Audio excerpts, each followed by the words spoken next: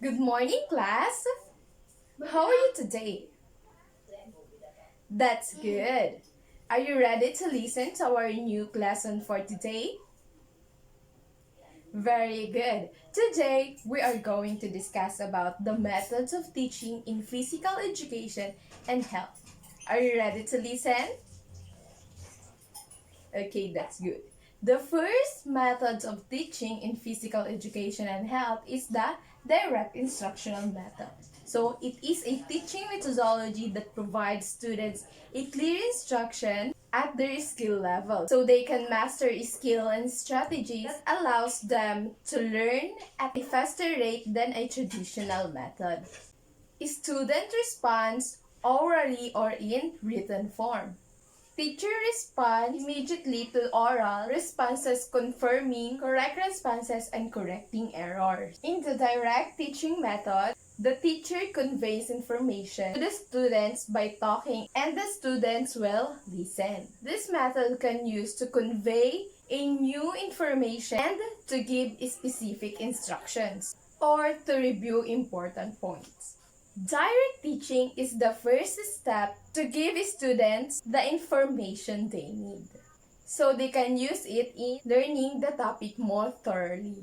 So, as you can see, where the students is listening and the teacher is the one who is talking and giving information to the students. The second method of teaching is the indirect teaching. In indirect teaching, this uses inquiries and encourage high-order thinking skills in an environment that encourages problem solving or project-based learning.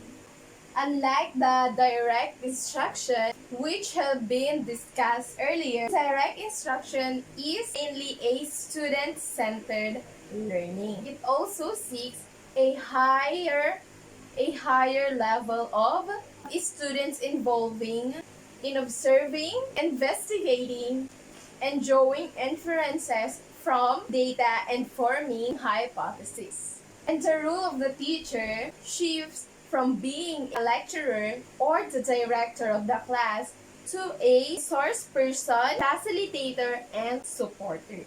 The example of indirect instructional method is problem solving, reading for meaning, and the concept mapping. So take a look at this picture. So as you can see, students are involved in the discussion and attaining more knowledge by themselves. And the teacher is the one who facilitates or guided the student for what they are doing. Okay? So do you understand? Very good. So let's now move on to the third method of teaching. It is the movement exploration. So movement exploration is a foundational structure and process portion of physical education which is characterized by the experimental study of time, space, force, and flow as the element of movement.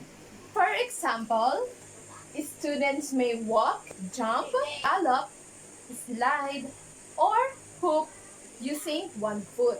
For the last method of teaching physical education and health, it is the cooperative activities. Cooperative learning is a teaching method where students of mixed levels of ability are engaged into groups and rewarded according to the group success, rather than the success of individual members.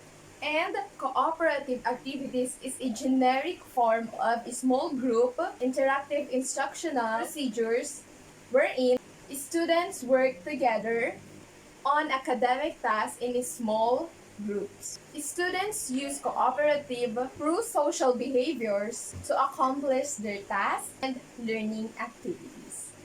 The example for these cooperative activities is the think, pair, share, and role playing.